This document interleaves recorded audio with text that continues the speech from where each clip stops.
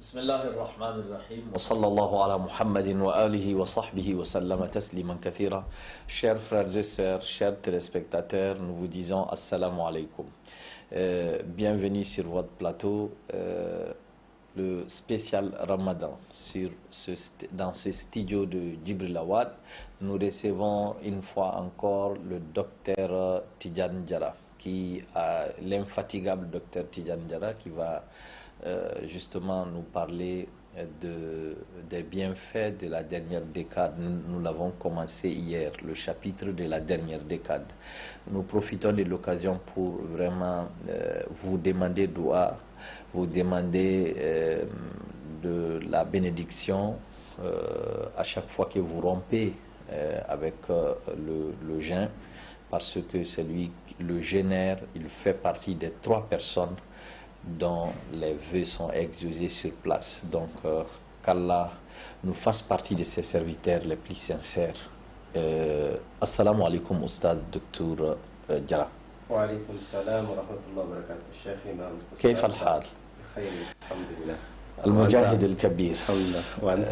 Alhamdulillah. Donc, un mot de bienvenue à l'endroit de nos téléspectateurs et on va continuer avec la dernière décade du mois du Ramadan. Nous avons beaucoup de choses à se dire et à dire à l'endroit de nos téléspectateurs. Bismillah. Bismillah ar-Rahman ar-Rahim. Wa sallallahu ala ashrafil mursalin. Sayyidina Muhammadin wa alihi wa sahbihi wa sallam.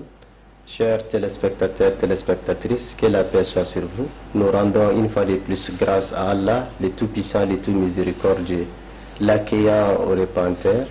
Et celui qui il ouvre sa miséricorde, ses faveurs à toute personne qui cherche sa grâce, ainsi que ses faveurs. Et nous les remercions de nous avoir maintenus en vie, de vivre et de débuter cette dernière décade du Ramadan, la décade de miséricorde, la décade de bienfaits, la décade de bonheur, notamment à Laylatul Qadr. Alhamdulillah. Alors, Oustaz Ba, la dernière fois nous avons rappelé. D'accord, je vais revenir. Laylatul Qadr. Oui, Laylatul Qadr, on a déjà parlé de la dernière décade d'abord, parce que Aïcha nous dit dans un hadith authentique كان النبي صلى الله عليه وسلم إذا دخل العشر الأواخر من رمضان أحيا الليل وأيقظ أهله وجد وشد المئزر. Donc, concrètement, qu'est-ce qu'on peut dire par rapport à Laylatul Qadr qui se trouve dans ces 10 dernières nuits? Oui. Tarjama. Pour traduire le hadith, Aïcha nous dit, l'épouse bien-aimée du prophète sallallahu alayhi wa sallam, il dit que lorsque arrivait la dernière décade, le prophète sallallahu alayhi wa sallam avait 3 habitudes. Il veillait la nuit, il réveillait sa famille et il fortifiait davantage justement ses efforts, il multipliait les efforts. Professeur, qu'est-ce qu'on peut dire par rapport à Laylatul Qadr? Alors, à la recherche, non? À la recherche, tout à fait. La toute première des choses que le croyant doit faire au début, à l'entame de la dernière décade, c'est de renouveler l'engagement. S'engager davantage, comme le prophète faisait. Renouveler l'engagement en renouvelant l'intention. En renouvelant l'intention, en renouvelant la détermination, il faut tout faire pour faire partir la paresse, la fatigue. Il faut les oublier. C'est réel, mais il faut les oublier. Pourquoi? Car le but est plus important. Le but, c'est la miséricorde d'Allah. Le but, c'est le paradis. Le but, c'est Laylatul Qadr. Et c'est pourquoi le prophète sallallahu alayhi wa sallam, il s'activait davantage. Il maintenait le cap. Il dépassait même le cap. Donc, la première des choses, il faut se réorganiser et viser loin. La première des choses. Le sommet, c'est quoi? Loin. Le sommet, c'est les bienfaits de cette décade, en commençant par la miséricorde d'Allah, la grâce d'Allah, Laylatul Qadr, le paradis, l'affranchissement de l'enfer. Et c'est pourquoi le prophète dit, celui qui rate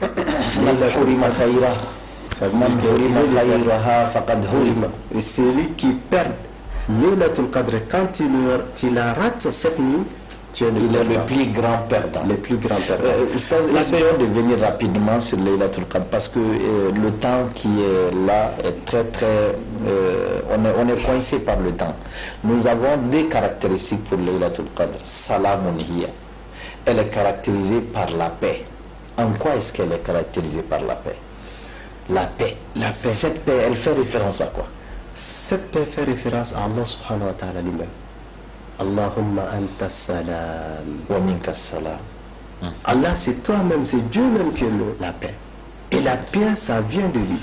Et c'est pourquoi il a choisi que cette nuit soit depuis le début, depuis le crépuscule, jusqu'à l'apparition de l'aube, elle est la paix. Salamun hiya. Salamun hiya. Elle est la paix.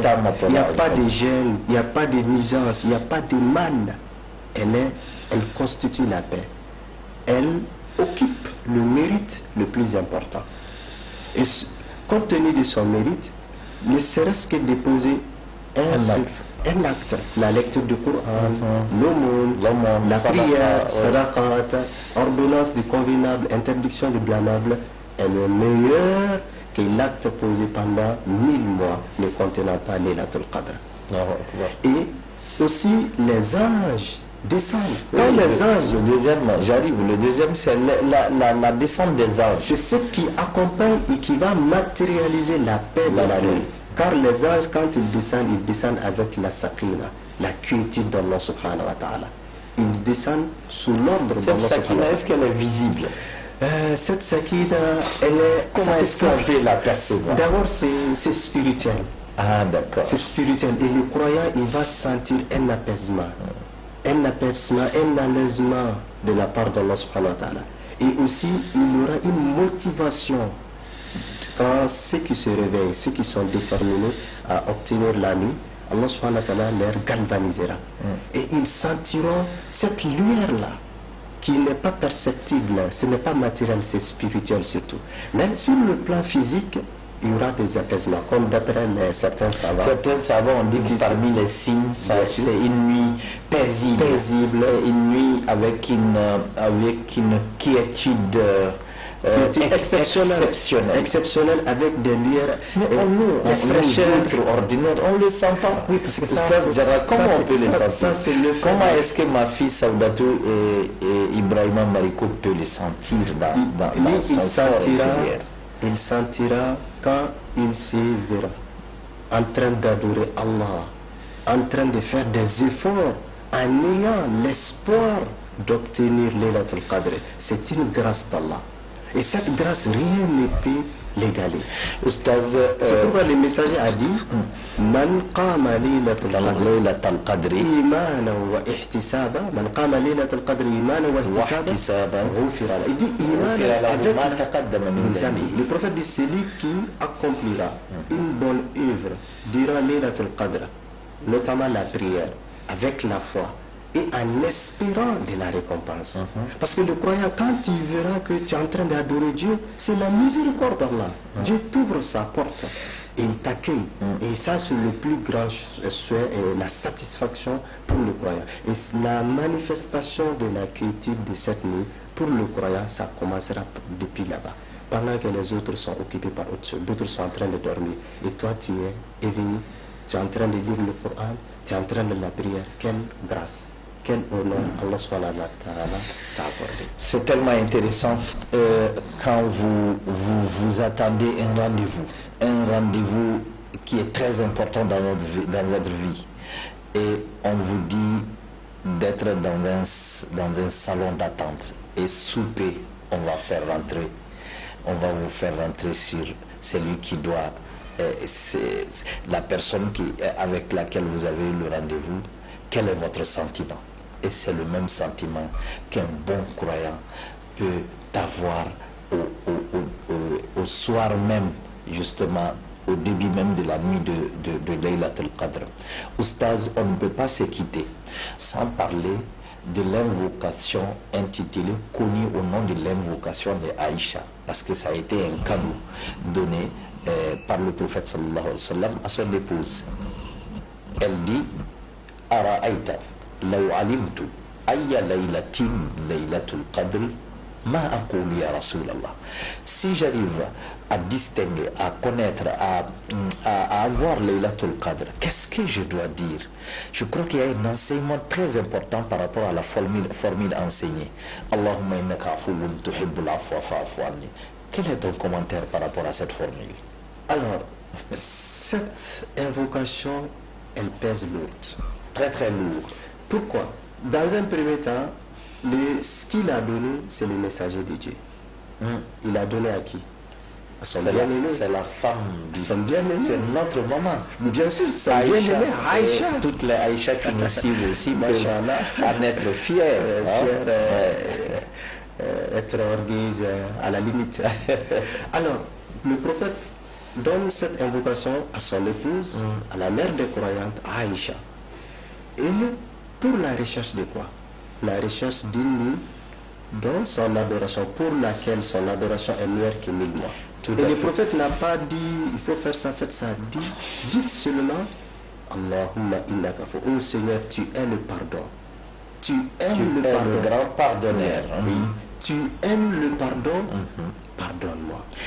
Il y a latifa, afou et afou. Il y a une petite différence dans la prononciation. Bien sûr. Allahumma innaka afuwwun tuhibbul afwa fa'fu anni. C'est un ism fa'il qui est là, qui veut dire le grand pardonneur. Le grand pardonneur. Oui, il est le plus grand pardonneur. Et tu aimes pardonner. Oui. Cette formule insiste beaucoup sur le pardon. Ça demande, ça veut dire quoi? Le point de départ, le malheur du musulman, de l'individu, c'est le péché. Tout le malheur que l'homme représente, c'est le péché. Tout le problème, il faut rappeler, depuis le premier péché de notre père Adam, quand il s'est trompé en désobéissant à Allah, c'est le péché. Et il s'est retrouvé sur la terre. Et nous sommes là en train de faire des efforts. Donc là, ça coïncide avec la théorie de Adam Smith. Hein? Oui, non, c'est qu'il n'y a pas de péché majeur parce que Dieu l'a pardonné. Dieu l'a pardonné. Donc en islam, il n'y a pas de péché majeur. La philosophie islamique, il n'y a pas de péché majeur. Dieu l'a pardonné. C'est déjà pardonné. C'est déjà pardonné. Mais les séquelles sont toujours là. Oui, bien sûr, parce que nous nous sommes retrouvés sur terre. Donc nous sommes là sur la terre. Maintenant, le problème majeur de l'individu, c'est le péché. Et c'est pourquoi, lors de cette nuit, il faut demander le repentir. Il faut d'abord repentir. Et le repentir, c'est le secret qui peut ouvrir. Donc, il nous faut d'abord un vrai sens du repentir pour arriver à décrocher les mérites. Le pardon. Bien sûr. Dans un premier temps, il faut que toi-même tu reconnais ta limite. Tu reconnaisses la limite. Oui. Ta limite, que tu reconnais que tu es un pécheur, un être faible. Tu as désobéi ton Créateur. Comme le prophète Jonas l'a dit, il a reconnu. Je fais partie des injustes à mon égard. Ça, c'est l'invocation de notre père Adam. Et notre mère aussi. Tout à fait le dire. Donc, tu es le grand pardonneur. Tu es le pardon même. Tu aimes le pardon. Donc, tu demandes à Allah de te pardonner. De te pardonner, de remettre à zéro tes manquements. Mais toi, au moment que tu es en train d'implorer le pardon d'Allah, il ne faut pas quand même garder des griefs contre ton prochain. Il ne faut pas refuser ton collègue le pardon. Ne refuse pas à ta conjointe et à ton conjoint le pardon. Donc, est-ce qu'on peut parler d'une connectivité par rapport au pardon? Il faut être connecté pour que tu puisses décrocher le fichier du pardon. Bien sûr. Il faut être connecté, il faut avoir la piste, il faut vraiment être capable de dialoguer avec Allah subhanahu wa ta'ala. Subhanallah, ce côté de pardon, vraiment, on n'en finit jamais avec les mérites. Qu'est-ce qu'on peut dire d'autre comme mot de fin? Parce qu'il ne nous reste qu'une minute, une bonne minute. Masha'Allah, je dirais que c'est une miséricorde d'Allah de garder cette nuit durant la dernière décade, afin que les croyants s'activent activement, sillonner, et ne rater aucune nuit. Tout à fait. Prendre toutes les nuits comme le messager de Dieu sallallahu alayhi wa sallam. Et c'est en ce moment que tu vas vivre la douceur de la foi. Et reconnaître ta limite, ta faiblesse devant le Tout-Puissant, le Créateur, l'Omnipotent, et revenir vers lui Ça, c'est extrêmement important.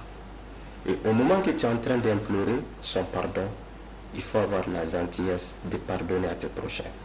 C'est comme quand tu diras, tu vas défier Dieu, oh Seigneur, je suis capable de pardonner à mes prochains.